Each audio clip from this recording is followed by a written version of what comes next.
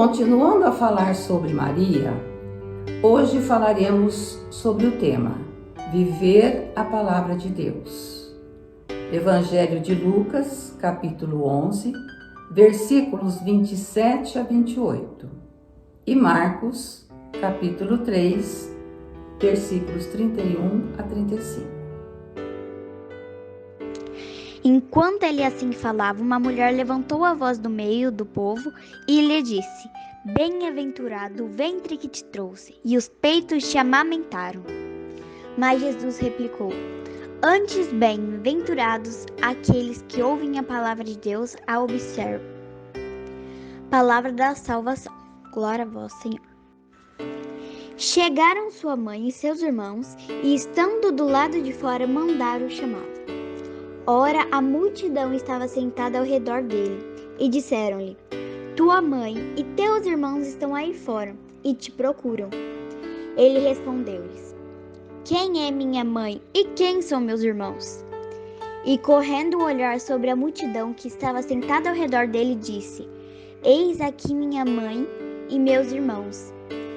Aquele que faz a vontade de Deus, esse é meu irmão, minha irmã e minha mãe. Palavra da salvação. Glória a vós, Senhor. Maria era toda de Deus. Ela foi escolhida e preparada para ser a mãe do Salvador. E para ser de Deus, tinha que ser do povo. Então Maria era de Deus e do povo. Maria meditava a palavra de Deus e não só meditava, ela vivia essa palavra. Por isso, conseguia reconhecer a palavra de Deus na Bíblia e na vida. Mas ninguém deve pensar que foi fácil para ela viver a palavra de Deus. Ela reconhecia essa palavra, mas nem sempre a entendia plenamente. Muitas vezes, o que Deus exigia dela, lhe trazia felicidade. Outras vezes angústia e sofrimentos. Então, diante da palavra de Deus, muitas vezes ela ficava com medo, outras vezes admirada, em outras vezes preocupada. Não entendia tudo, mas tudo guardava no coração e esperava pelos acontecimentos.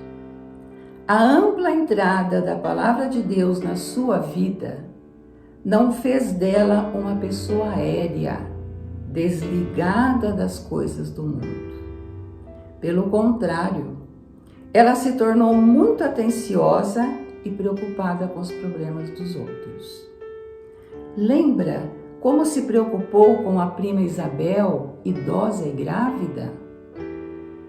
Lembra como se preocupou naquela festa de casamento quando acabou o vinho? Nem sempre Maria entendia o que o filho dizia e fazia, mas sempre o apoiava. Queria sempre tê-lo por perto, mas aceitava toda a sua vida missionária. Viver intensamente a palavra de Deus era a causa da grandeza de Maria. Por isso, ela compreendeu quando Jesus, sendo interpelado por alguém, lhe fez um elogio dizendo: Felizes os seios que lhe amamentaram. Responde: Felizes sim aqueles que ouvem a palavra de Deus e a põem em prática. De fato, a grandeza de Maria não estava no fato dela ser a mãe de Jesus, de tê-lo carregado 9 meses no ventre, de tê-lo amamentado. Tudo isso era consequência.